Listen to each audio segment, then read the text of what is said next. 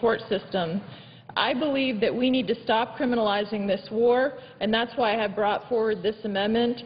These individuals should be treated with military custody and tried in military commissions, and that is why I've brought forward this amendment at this time. Thank you, Mr. President, and I suggest the absence of a quorum. Clerk will call the roll. Mr. Akaka.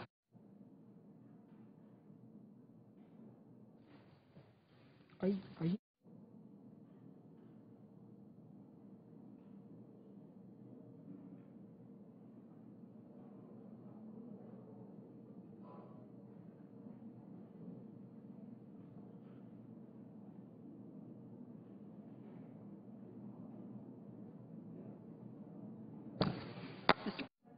Senator from New Hampshire. Thank you, Mr. President. I ask that the quorum call be lifted. Without objection. Thank you. I'm here, Mr. President, to speak in favor of the entire appropriations legislation that's before us, but particularly the Commerce, Justice, and Science Appropriations Bill. And I want to thank Senator Mikulski for her leadership on this and all of the members of that subcommittee who have worked on this portion of the appropriations legislation before us.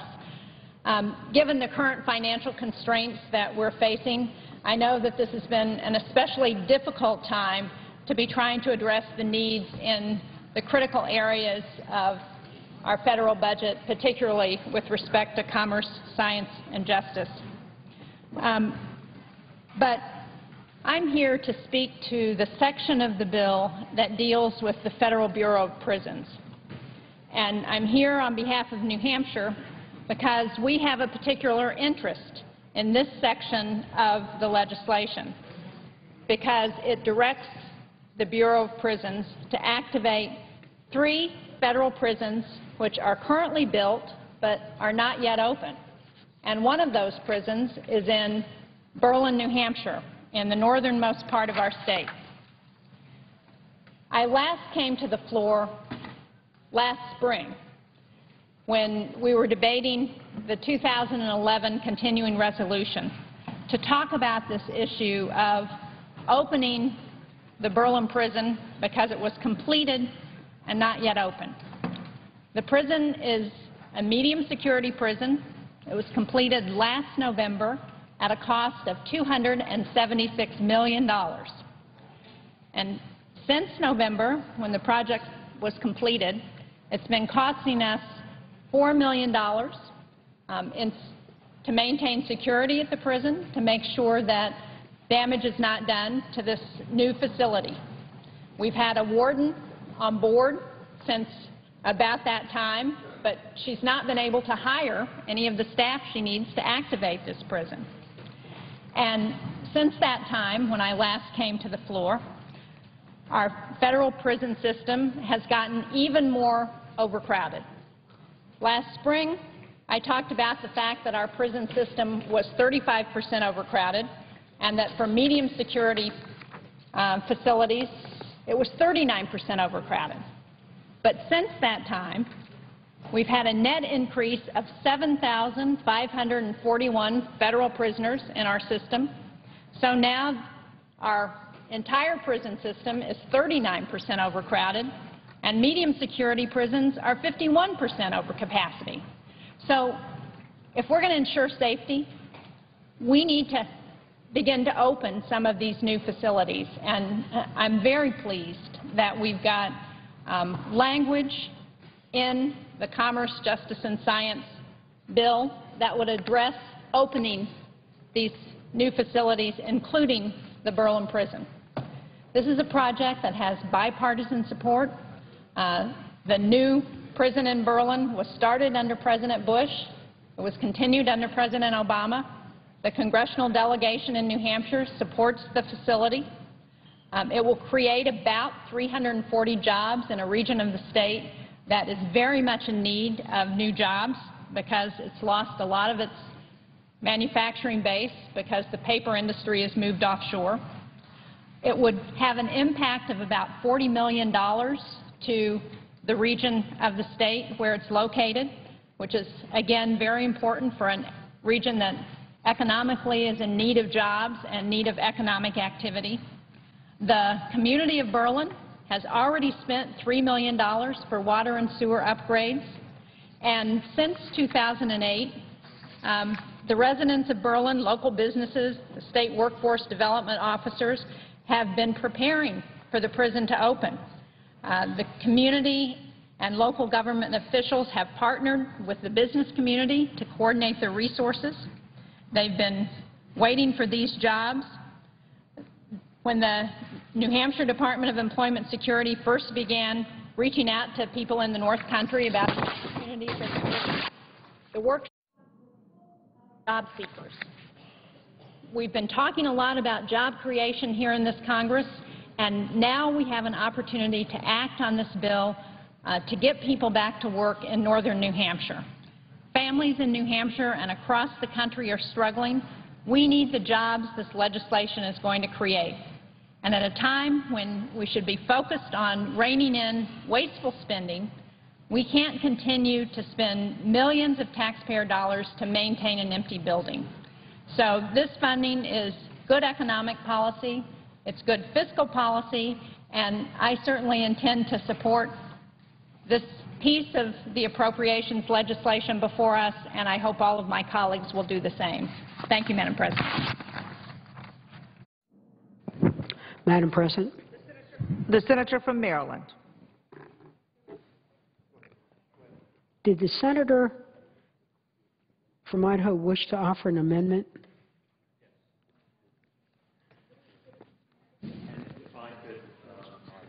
Address the senator through the chair. I just have a The senator from Louisiana. I just have a modification to my amendment, which will take about a minute and a half.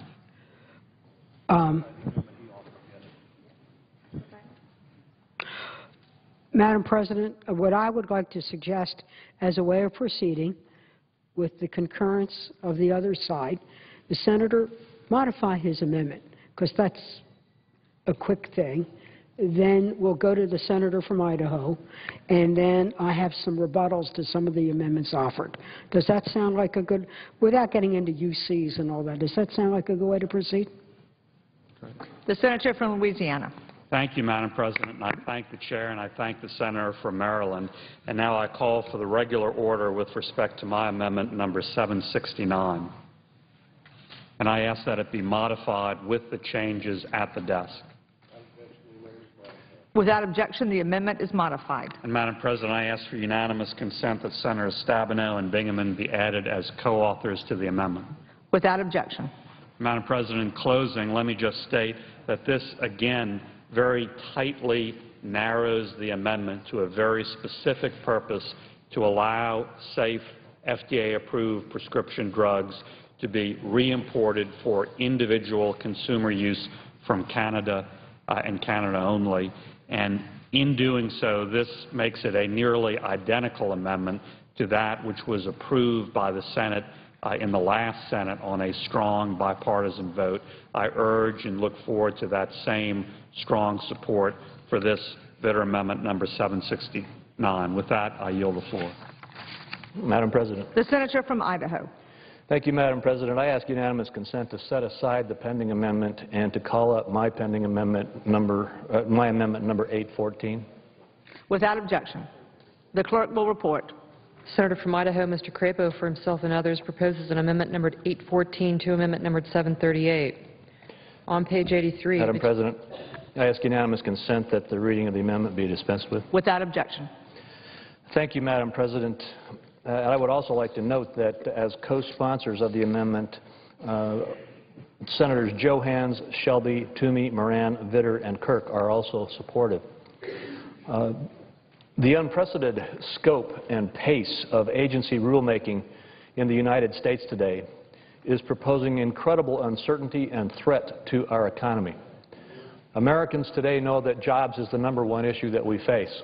And consistently across the country, Americans are also recognizing that the explosion of government regulatory action is one of the huge impediments to our job creation efforts in America. Unfortunately, under the Dodd-Frank Act, we are seeing one of the most significant rulemaking levels of activity that we are seeing in any part of our economy. and many of the proposed rules do not give sufficient consideration to how they will affect Main Street or our economy as a whole, how they will interact with one another, or frankly, how they will impact our global competitiveness. Through this amendment, I focus on the CFTC to send a strong message to all regulators involved in the rulemaking process that we cannot afford regulations that unnecessarily burden our businesses, our economy, and our competitive position in the global marketplace. This amendment does three basic things. It prohibits funds from being used by the CFTC to promulgate any final rules until the agency substantiates that those rules are economically beneficial. Secondly, it adheres to congressional intent to provide end users with a clear exemption from margin requirements. And third, sets clear bounds on the overseas applications of the derivatives requirements. With regard to the process portion of the amendment, in February, when many members of the Banking Committee wrote to our financial regulators, we strongly urged them to employ fundamental principles of good regulation in their statutory mandate and not to sacrifice quality and fairness in exchange for speed. We had two main concerns: that the regulators are not allowing adequate time for meaningful public comment on their proposed rules, and that the regulators are not conducting rigorous quantitative analysis of the costs and benefits of their rules and the effects those rules can have on our economy and our competitive position in the global marketplace. On April 15, 2011, the Office of the Inspector General for the CFTC issued a report of an investigation entitled An Investigation Regarding the Cost-Benefit Analyses Performed by the Commodity Futures Trading Commission in connection with rulemakings undertaken pursuant to the Dodd-Frank Act. Unfortunately, the IG report demonstrated that the CFTC is not using rigorous economic analysis to shape its rulemaking. In April, Harvard Law professor Hal Scott testified on urgently needed fixes to the Dodd-Frank rulemaking process. We also began hearing from CFTC Commissioners Scott O'Malley and Jill Summers about problems with the rulemaking process, specifically with economic analysis. In August, the CFTC Commissioner Scott O'Malley stated that the current process of enacting rules under the Dodd-Frank Wall Street Reform Act is inadequate and excoriated the regulatory body for not putting together a clear rulemaking order and implementation schedule for public comment. Again in August, CFTC Commissioner Jill Summers stated, "I believe it is a mistake for us to begin the process without a plan to logically sequence our consideration of final rules along with a transparent implementation plan." In July, the SEC's proxy access rule became the first Dodd-Frank rule to be successfully challenged in court for failing to analyze economic costs and benefits adequately. In the unanimous decision to vacate the rule, the U.S. Circuit Court Judge Douglas Ginsburg wrote, "The Commission inconsistently and opportunistically framed the costs and benefits of the rule, failed adequately to quantify the certain costs or to explain why those costs could not be quantified, neglected to support its predictive judgments, contradicted itself, and failed to respond to the substantial problems raised by commenters." In this amendment, we require the CFTC to fix its rulemaking process by prohibiting funding for any final CFTC rules until the Commission, jointly with the SEC and other prudential regulators, publishes a schedule outlining the order in which the agencies will consider and implement the final rules. Affected market participants will be able to weigh in and be heard about how rules should be adopted and implemented. Agencies will have to work together to come up with coordinated schedules for proceeding with rulemaking and implementation. And the agencies will have to take into consideration economic impacts, international competitiveness, the interaction of their rules one with another, and the implications of inconsistencies in the approaches taken by different regulators. It's more important that the CFTC and other agencies allow for meaningful public comment and economic analysis than it is to rush through these rules and risk undermining the integrity of the process and diminishing the utility of this important market. Secondly, we protect end users from the burdensome margin requirements of the statute. When the Dodd-Frank Conference was reopened to deal with the scoring issue, Senators Dodd and Lincoln acknowledged that the language for end users was not perfect and tried to clarify the intent of the language with a joint letter, stating, "The legislation does not authorize the regulators to impose margins on end users, those exempt entities that use swaps to hedge or mitigate commercial risk." However, regulators have interpreted the actual Dodd-Frank in legislative language as providing authority to require end users to post margin. This amendment provides certainty for Main Street businesses who played no role in the financial crisis by establishing a clear exemption from excessive margin requirements. End users have emphasized the critical importance of addressing this problem. In its letter, the Coalition for Derivatives End Users highlighted the stakes of getting this issue right. They stated, "While the Dodd-Frank Act and implementing regulations do much to increase transparency and reduce systemic risk in the derivatives market, they include provisions that, if implemented as proposed or otherwise expected, would impose unnecessary burdens on end-user companies. While we believe it is important to reduce risk within our financial markets, transactions with end users have not been found to pose systemic risk. Our companies and our economy cannot afford to unnecessarily tie up capital that would otherwise be used to promote growth and create jobs." Miller Coors echoed these sentiments when it said, "This amendment protects our ability to efficiently buy malting barley, hops, and other ingredients used to brew our beers." FMC and the National Association of Corporate Treasurers noted, "This legislation addresses concerns that are of critical importance to end users, companies using derivatives to reduce business and financial risk and not to speculate." FMC and the other members of the NACT support legislation enabling end users to continue their cost-effective use of derivatives to manage their commercial risks that they face when they make investments to expand plant and equipment, conduct research and development, build inventories to support higher sales, and to sustain and ultimately grow jobs. The third thing that the amendment does is to limit the extraterritorial reach of Dodd-Frank, of the CFTC rulemaking, to streamline regulation and protect American competitiveness. Chairman Johnson and Congressman Frank recently sent a letter to the regulators that brought up the concern that the extraterritorial imposition of margin requirements raises questions about the consistency with congressional intent regarding Title VII. They pointed out that Congress generally limited the territorial scope of Title VII activities to within the United States. Extraterritorial application of one nation's laws to another nation's markets and firms is especially problematic in a global market like derivatives, where it is common for counterparties based in different parts of the world to engage in transactions with each other. The historical practice of U.S. regulators is to recognize and defer to foreign regulators when registered entities engaged in activities outside the United States are subject to comparable foreign regulation. Given recent statements and actions by U.S. regulatory agencies, there is concern that proposals could create uncertainty as to how additional regulations could apply across borders and alter regulatory precedent. While there is bipartisan support from members of Congress to encourage our regulators to work with their international counterparts to seek broad harmonization, there is a growing list of noteworthy and critical items that we are seeing related to the lack of progress on international harmonization. The CFTC and the SEC are taking divergent approaches on some derivatives rules, raising questions about whether we can harmonize even within our own borders, let alone with foreign regulators.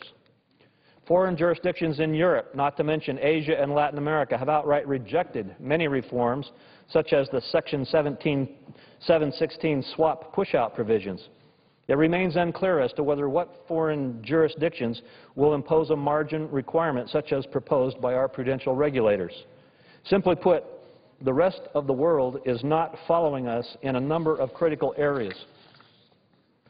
Third parties, including market analysts and economists and academics, have also indicated that these rules will negatively impact U.S. competitiveness and growth. Our Fed Chairman Bernanke recently warned that the extraterritorial application of margin rules could create a significant competitive disadvantage for U.S. companies. We can't force Europe or Asia or Latin America to follow. And if our rules are finalized in the U.S. before other jurisdictions, we risk substantially harming U.S. competitiveness, growth, and financial stability. That's why this amendment sets clear bounds on the overseas applications of the derivatives requirements while allowing regulators to stop systemically dangerous transactions intended to evade U.S. requirements. Madam President, in conclusion, there can be no doubt about our resolve to address the root causes of the financial crisis. But equally, there can be no doubt about our resolve to ensure that we do this with great care. Failing to do so will threaten our businesses, our economy, and our competitiveness globally. I urge my colleagues to support this amendment as an important step to ensuring that while working together for the former, we do not neglect the latter. And with that, Madam Chairman, I yield the floor. Madam President. The Senator from Oregon.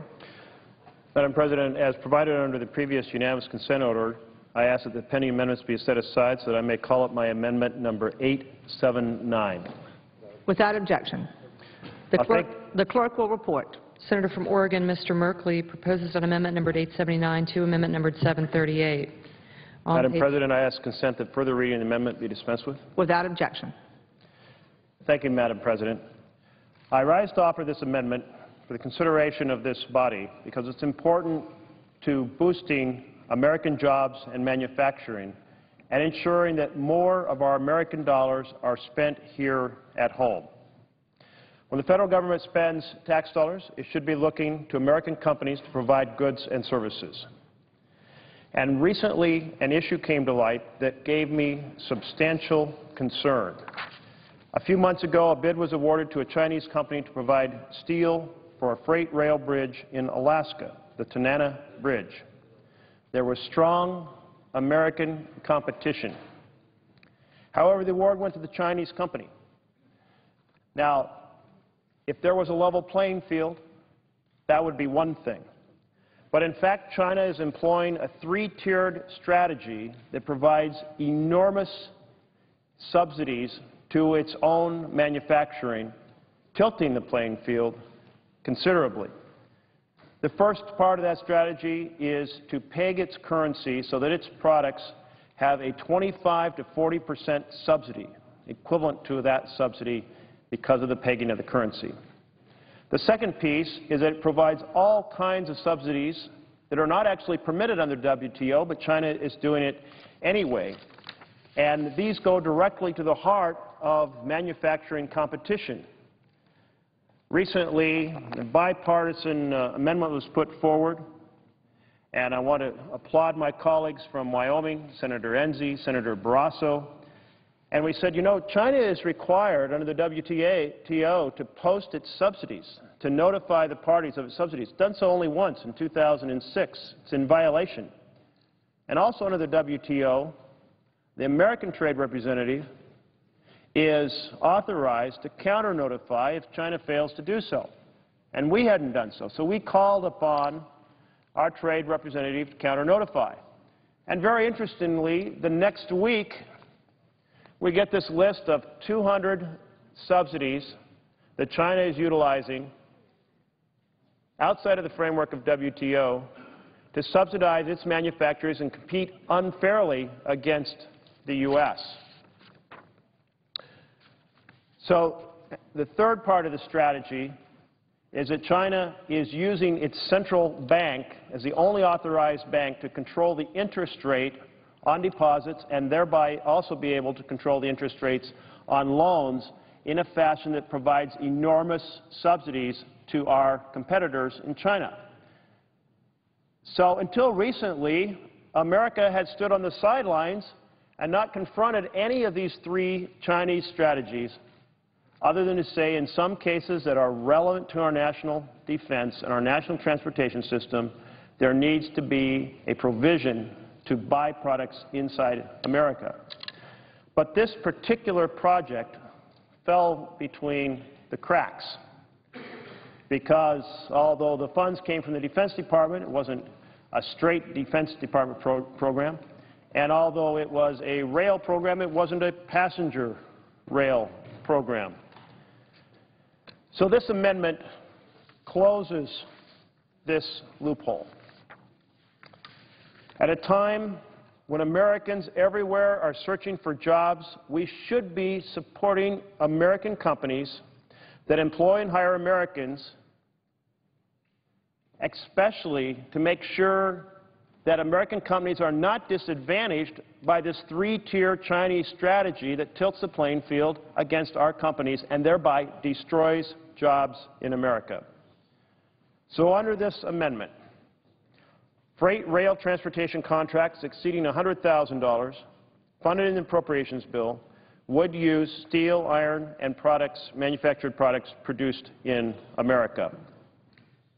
Now, there is various flexibility provided to the Secretary of Transportation to waive this requirement under one of three scenarios: that the application is inconsistent with the public interest, that the materials and products are not available in sufficient quantity or quality, or that the inclusion of domestic material would increase the price by more than 25%. Now, I'm not sure that 25% is high enough, given that just pegging its currency creates a 25 to 40% subsidy for Chinese products. So this may not go far enough. This may only go a small portion of the way to leveling the playing field. So I lay it down as a marker that we should create fairness so that American manufacturers can compete. This amendment may not go as far as it should, but it is certainly a stride in the right direction. And for that reason, I urge my colleagues to support it. If we do not make things in America, we will not have a middle class in America. Thank you, Madam President.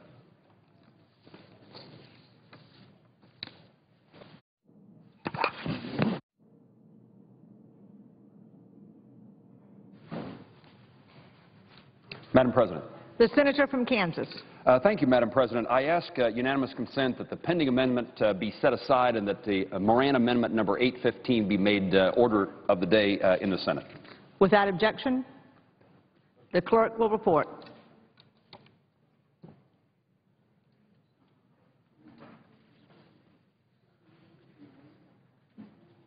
Senator from Kansas, Mr. Moran, proposes an amendment numbered 815 to amendment numbered 738 on page 6, line 17. Madam President, I ask unanimous consent that the reading be dispensed with. Without objection. Madam President, thank you very much. The amendment that I'm offering today was one that I discussed in the Agricultural Appropriations Subcommittee. I'm a member of that subcommittee and am very interested in the topic of the appropriations for the Department of Agriculture.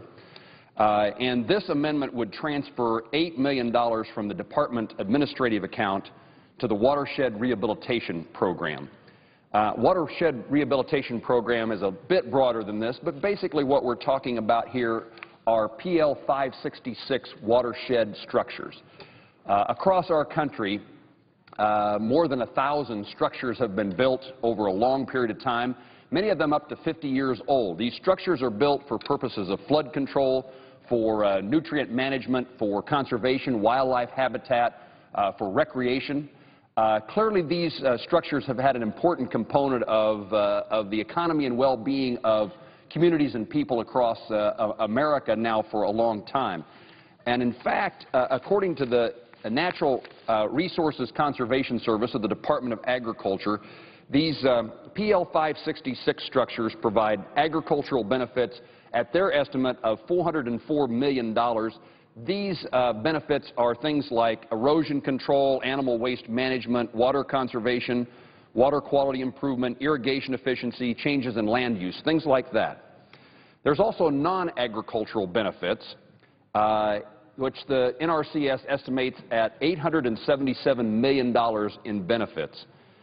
These are associated with recreation, fish and wildlife, rural water supply, water quality, municipal and industrial water supply, incidental recreation uses.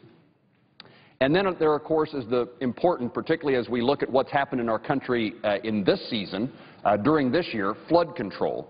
Agricultural flood control by NRCS estimates is a value of $320 million. Non-agricultural flood protection, $425 million.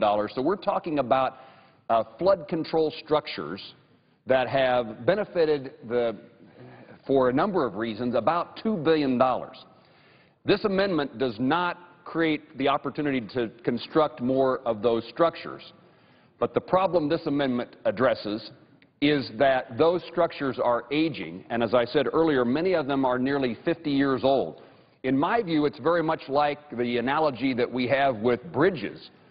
We've focused some attention over the last several years on deteriorating bridges and infrastructure in our highway system. And we know that if we don't provide the maintenance, the deterioration occurs, and ultimately we can have a catastrophe. And that's what I'm trying to address here, is my fear that in the absence of paying attention to the maintenance of these flood control structures, that we run the potential of having a disaster. Not only do the benefits accrue to agriculture and to communities and water supply and recreation, but the real thing here is about the loss of certainly property values, but more importantly, the loss of life. And so in the absence of maintaining these structures, we run the risk that the investment that we have made over decades begins to disappear, and not only do we lose the value of the asset, we potentially lose life by those who would be harmed by the flooding that will occur in the absence of these flood control measures. So therefore, a watershed rehabilitation program was created years ago. And the problem in the funding that we have today in the appropriation bill before us is there is no money, zero money in the bill to maintain these structures. And so ours is a very modest proposal to keep the program ongoing of transferring $8 million into that rehabilitation program to maintain those structures and prevent bad things from happening. And this is probably woefully inadequate in regard to the amount of resources that should be devoted to this. But looking at the bill and looking at the structure of the bill, how we've tried to find the right priorities and the balance within the Agricultural Appropriations Subcommittee and at the Full Appropriations Committee, we concluded that we had the opportunity to at least put $8 million into the program. The Watershed Rehabilitation Program is administered by the Natural Resource and Conservation Service, and here's what it's described to do. It assists project sponsors with rehabilitation of aging project dams. Only dams installed under 566 and a couple of other programs are eligible. The purpose of this program is to extend the service life of dams and meet applicable safety and performance standards. Priority is given by NRCS to those structures that pose the highest risk to life and property, and projects are eligible when hazard to life and property increase due to downstream development and where there is a need for rehabilitation to extend the planned life of the structure. What that's saying is that in many of these instances where the structure has been built, now almost 50 years ago, communities have been built up downstream, and the dam becomes even more important to protect property and life for that development. And so we are here trying to make certain that there is a level of funding for repairing or replacing deteriorated components, repairing damage from catastrophic events such as the floods that we've experienced this year, and upgrading the structures to meet new dam safety laws or to even decommission a structure. I would guess that we are not going to fund new structures here in this Congress, in this fiscal environment, but we ought to at least take the responsibility of providing money to maintain the structures that are there. And it is important, in my view, that we do so. Unlike in past years, we can be assured that the money that we put into this bill will go to the highest priority projects, the dams that are in the most need of repair and maintenance. There is no opportunity for members of Congress under our rules here in the Senate to earmark these dollars, and so the USDA, the Department of Agriculture, through the Natural Resource and Conservation Service, will make those decisions. I know from my own state's case, and we're not one of the states that has the most dam structures, although it's an important aspect of maintaining water in its proper place and to provide wildlife habitat and conservation practices, improve the agricultural environment. Those structures are important to us, and we see it each and every day. In fact, just last month, in fact, for most of the time I've been in Congress, we do an annual what I call conservation tour, looking at the role that the Department of Agriculture, the private sector, wildlife and habitat organizations, how they partner and come together to make good things happen to improve our environment. And this year we focused on water quality and water quantity. And clearly this program of PL 566 structures are critical. And when I talk about that partnership, it would be important for members of the Senate to know that this program requires a 35% local match. So there is local money. The sponsors of these projects, these dams across our country will have to find local resources in order to make that match. And so I would ask the Senate to give serious consideration. In fact, I would ask the Senate to approve the amendment I'm offering today. It is something that I, again, raised in our subcommittee and raised in our full committee with the hopes that we would be able to find a satisfactory offset. And from my view, the priority that we place on this program is one that is deserving of Senate support. Madam President, I offer the amendment as I've described.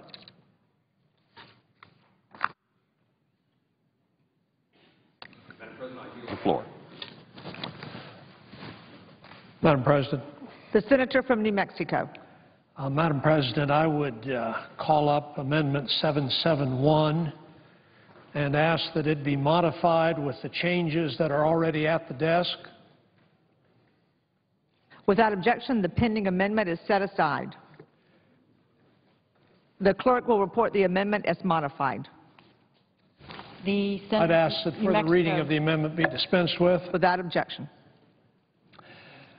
Madam President, this is an amendment to increase funding for the U.S. Trade Representative so that the trade representative can conduct trade enforcement activities. The amendment is co-sponsored by Senator Stabenow, and I would ask consent to add Senator Coons and Senator Brown from Ohio as co-sponsors as well. Without objection. This amendment would provide an additional $4,476,000 to the Trade Representative's office above the level that's provided for in the bill, and that amount is fully offset. It would fund USTR at $51,251,000 this year. That is the same level of funding that the President has in his budget request, and also the same level of funding that has been arrived at in the House Appropriations Committee in their legislation. Clearly there is bipartisan support for this level of funding for the Trade Representative's office. Last week, as all of us will remember, we sent to the President 3 new free trade agreements. And I supported those free trade agreements because they promise to open new markets for American businesses so that we can sell more goods that are produced here in the United States. However, if American businesses and workers are to benefit from trade agreements, the U.S. needs to do more to ensure our trading partners are competing fairly. And this means we have to enforce the trade agreements and U.S. trade laws. Right now, we are not providing enough resources to the Trade Representative's office for enforcement activities, in my view.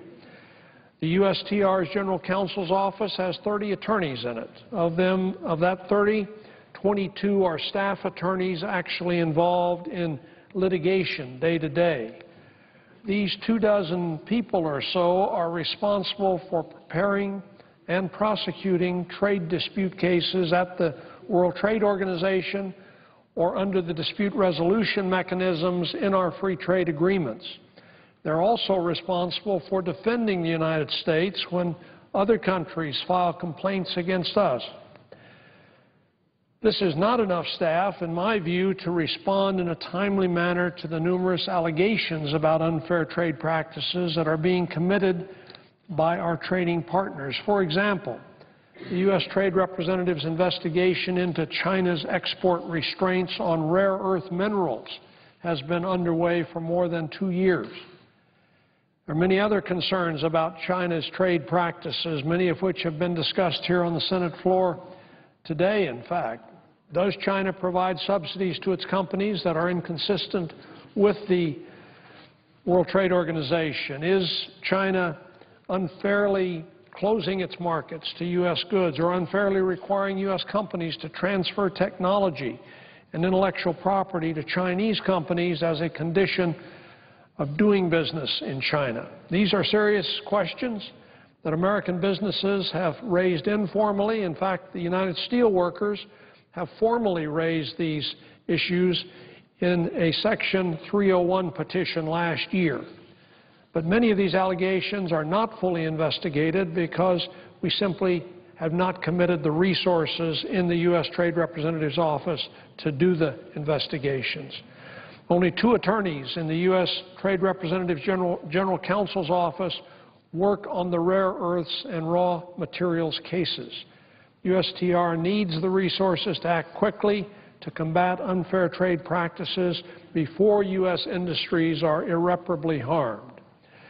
The Senate also recently demonstrated bipartisan support for trade enforcement when it passed the Currency Exchange Rate Oversight Reform Act. That was on the 11th of this month. The vote there was 63 to 35, and I voted for that bill as well. This amendment that I'm offering today would help provide the U.S. Trade Representative with additional resources to enforce the provisions in that bill as well. So I urge my colleagues to support the amendment. Let me say just a few words about the offset. The amendment would propose to rescind $8 million from the Department of Justice Asset Forfeiture Fund. This is a fund that contains the funds that DOJ obtains from seizing and selling assets. For example, speedboats that are seized from drug dealers. The Department of Justice uses some of these funds for law enforcement, but most of the funds are not used. The fund has had an end-of-year balance of more than $841 million at the end of fiscal year 2009, $974 million at the end of 2010, $701 million at the end of 2011 fiscal year. Department of Justice projects that it will collect more than $1.7 billion from seized assets this year. Because of the excess funds in this account, in this fund, this asset forfeiture fund, the President's budget suggested that we rescind $620 million of those dollars, and the rescission or the proposal that I'm making in this as an offset is that we add an additional $8 million so that the total amount rescinded from that fund would be $628 million rather than $620. This would continue, this would leave in the fund $474 million, which I believe is an adequate amount to ensure that the Department of Justice has the resources it needs for its law enforcement activities. So, Madam President, I believe this is a very meritorious amendment. I think it improves the very good legislation that has been brought to the Senate floor by the Appropriations Committee. But I hope that this amendment can be approved and added to the legislation when the issue is raised for a vote. Madam President, I yield the floor. The Senator from Maryland. Madam President, first I want to thank the Senator for New Mexico for his comments regarding the U.S. Trade Representative and the work of the U.S. Trade Representative's office. We do have to fight unfair and even predatory trade practices. In his coaching comments, he spoke about steel. Boy, we've been trying to look out for steel in my state for some time against these unfair practices. Sometimes we win. Most of the time we lose ground. The amendment that's offered by the senator from New Mexico would, as he said, increase the funding by $4.5 million for a new total of $51 million. This is identical to what the House has. The amendment does rescind money from the forfeiture fund, which has been used for law enforcement task forces, drugs, human trafficking, and others.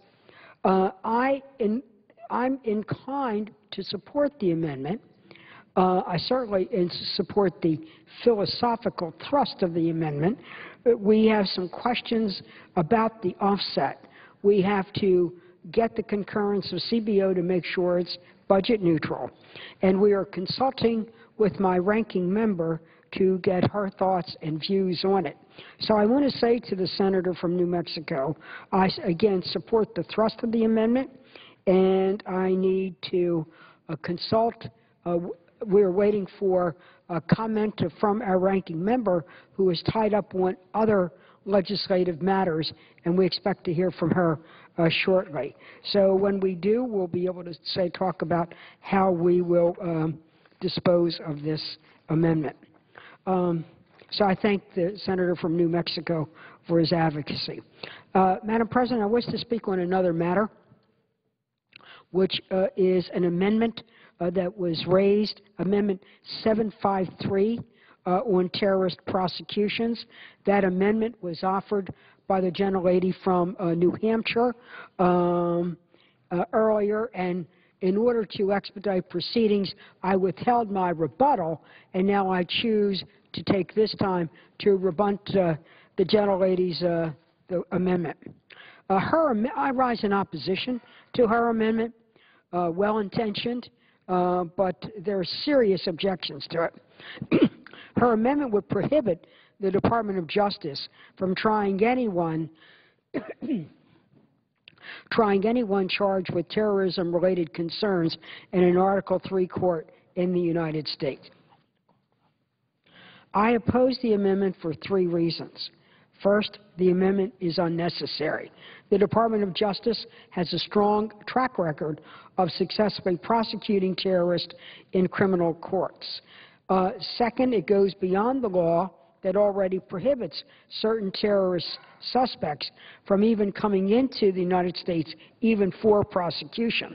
This was language included in the 2011 continuing resolution, and our fiscal year 2012 CJS bill does carry that same language.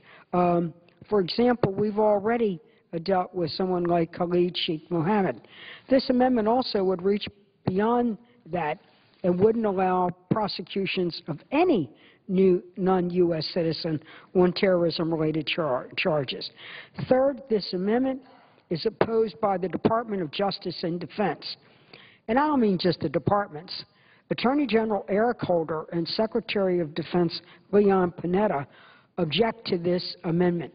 They feel that they have a working agreement on how best to try terrorists. So I would say to my colleagues that I hope that they would reject the gentlelady's amendment when it comes up. The Department of Justice has a strong record of successfully convicting terrorists in their criminal courts. One can look at the 1993 bombing of the World Trade Center, the attack on the U.S. embassies on East Africa, and the trial and conviction of the blind sheik. Over 400 terrorists have been tried and convicted since 2001. And just last week, another success, the so-called underwear bomber, Farouk Abdul Muttalib, pled guilty in federal court in Michigan. There were and are major cases resulting in criminal convictions of terrorists. So I would suggest that the gentlelady from New Hampshire's concern that the Department of Justice is not equipped to try terrorist suspects does not have traction because the record shows otherwise. I think we have to be careful because this amendment goes beyond current law.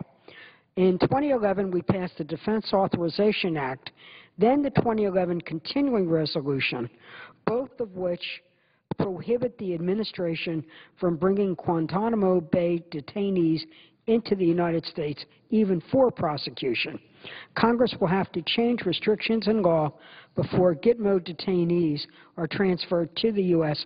for prosecution or detention.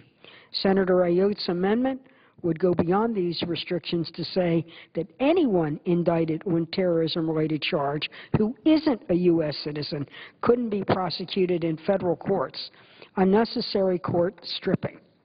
I have no sympathy for terrorists, and I want to make sure that we honor international law, but we prosecute to the fullest extent possible. And what we want to be able to show that the Department of Justice has successfully prosecuted them, and this amendment would prohibit, this amendment would not be about prosecuting terrorists. It would be about stymieing the Department of Justice. Now let me go to my third reason, which is Secretary Leon Panetta and Attorney General Holder's opposition. They say this: defense and justice share responsibility for prosecuting terrorists. Justice prosecutes in criminal courts.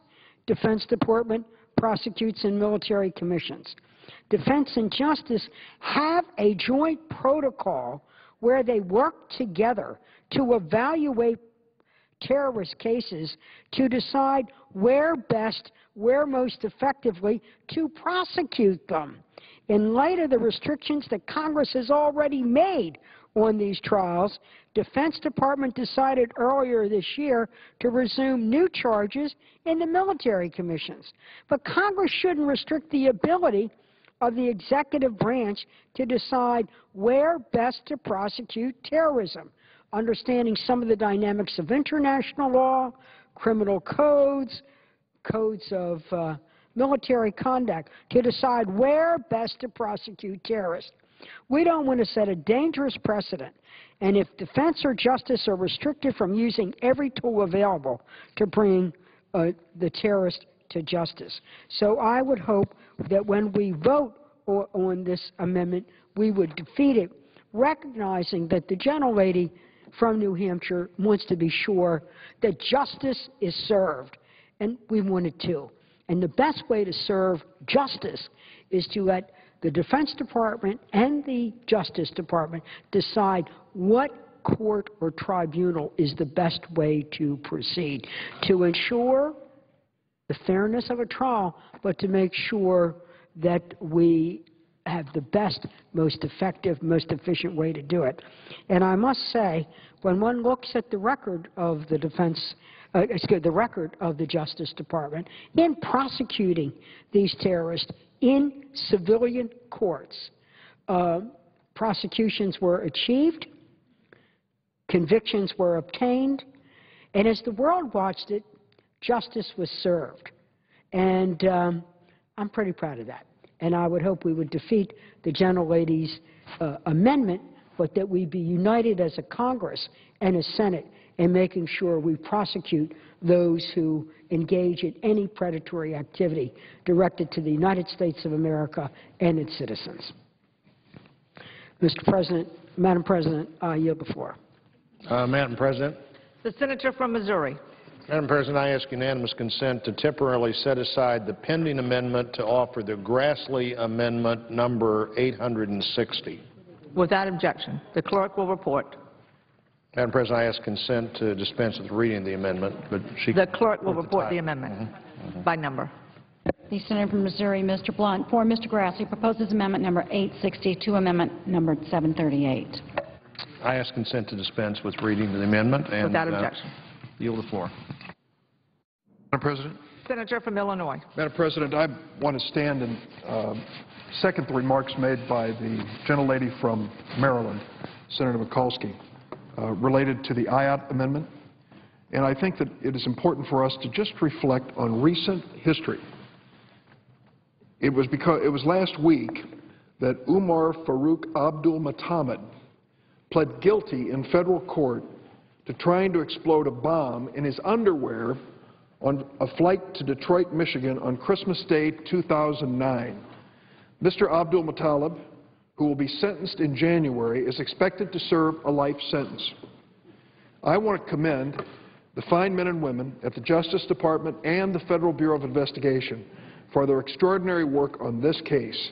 America is safer because the Obama administration chose the right investigative agency, the Federal Bureau of Investigation, as well as our Article III court system to try Mr. Abdul Muttalib.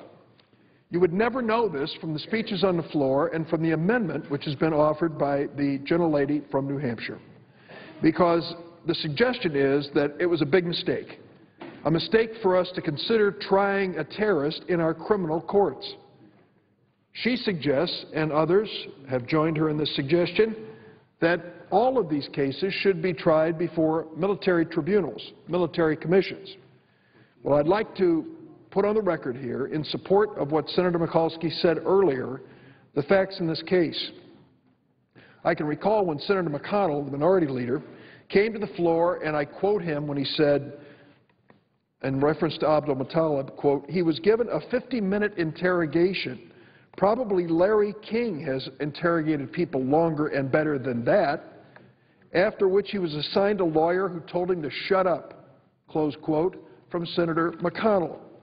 Unfortunately, as colorful as that depiction of the facts might have been, it just wasn't accurate.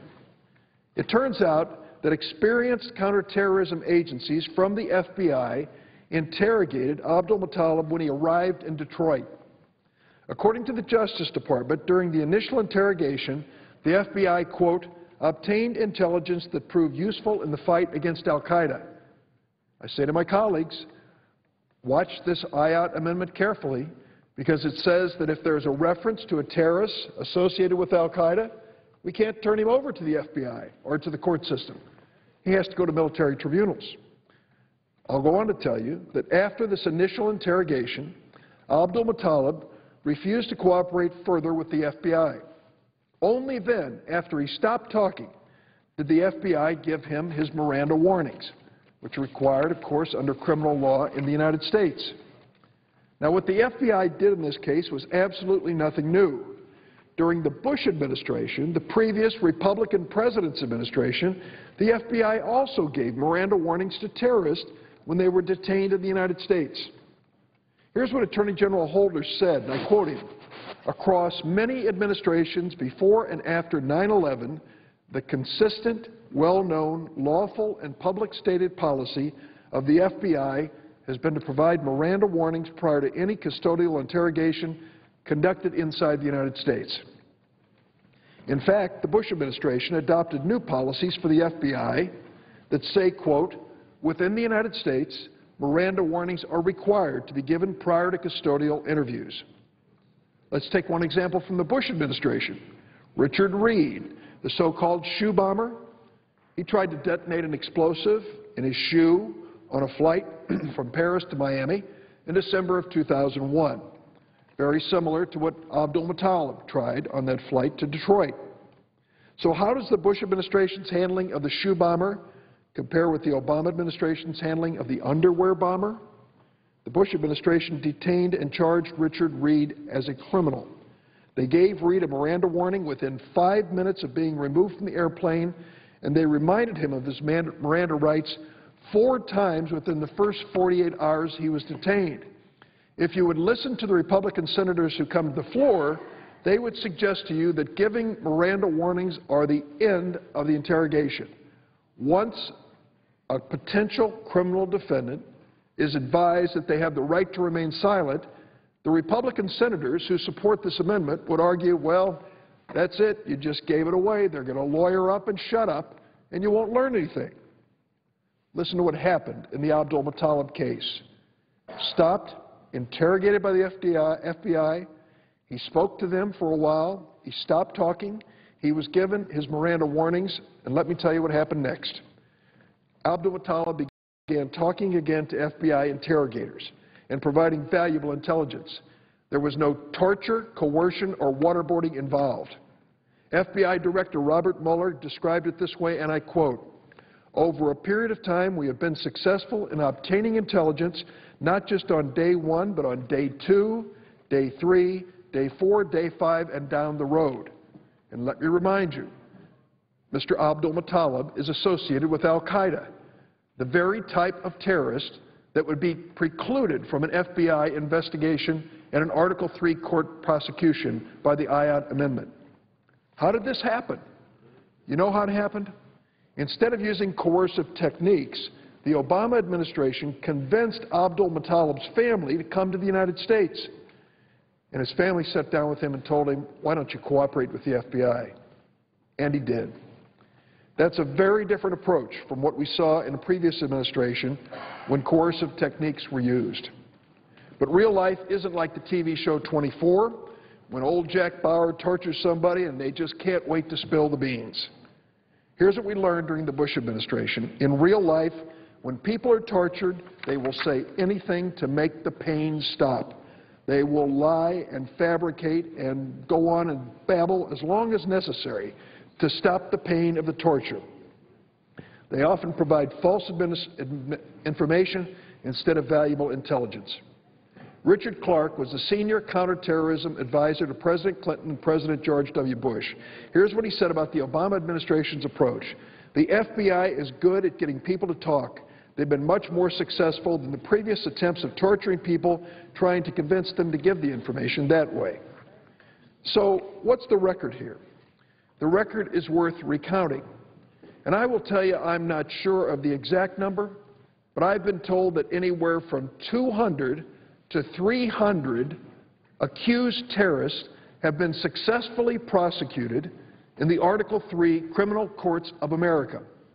The Ayyad Amendment would stop the President of the United States from using that option, an option that has been used repeatedly over the last 10 years to stop terrorists in their tracks, prosecute them, incarcerate them, and make them pay a heavy punishment for what they tried to do to the United States.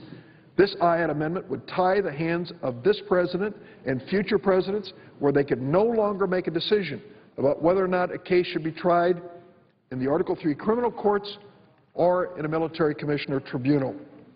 Look at the facts. Since 9/11, more than 200 terrorists have been successfully prosecuted. Among them, Ramzi Youssef, mastermind of the 1993 World Trade Center bombing; Omar Abdel Rahman, the so-called blind sheik; 20th 9/11 hijackers, Zacarias Moussaoui; Richard Reed, the shoe bomber; Zacarias Moussaoui; Tad Kaczynski, the Unabomber; and Terry Nichols, the Oklahoma City co-conspirator; and now Abdul Muttalib. The Ayyad Amendment would stop the President of the United States and the Attorney General and the Secretary of Defense from picking the right place to investigate, to gather information, and to prosecute an individual who is suspected of terrorism in the United States. Well, during that same period of time, how many individuals have been successfully tried by the military commissions, which Senator Ayyad should believe should be the exclusive place to try a would-be terrorist? 3. So the record is, if you're keeping score, over 200 in the criminal courts, 3 in military commissions. Senator Ayyad says, convincing evidence for me, it's pretty clear to me everybody should go to a military commission. Really? And of the 3 who were prosecuted in military commissions, 2 of them spent less than a year in prison and are now living freely in their home countries of Australia and Yemen. Let's go to General Colin Powell, a known member of a former Republican administration and former Secretary of State and former head of the Joint Chiefs of Staff. You would think this man, with his special life experience and responsibilities to fight terrorism, would be a good place to turn. What does General Colin Powell think about the notion behind the Ayyad Amendment that we shouldn't try people in criminal courts, only in military commissions? Well, General Colin Powell is quite a military man. Here's what he said. The suggestion that somehow a military commission is the way to go isn't borne out by the history of military commissions. It's a very honest statement. It should be honest enough and direct enough to guide members of the Senate to defeat the Ayyad Amendment. whether it's a Democratic president or a Republican president, they should have every tool at their disposal to keep America safe.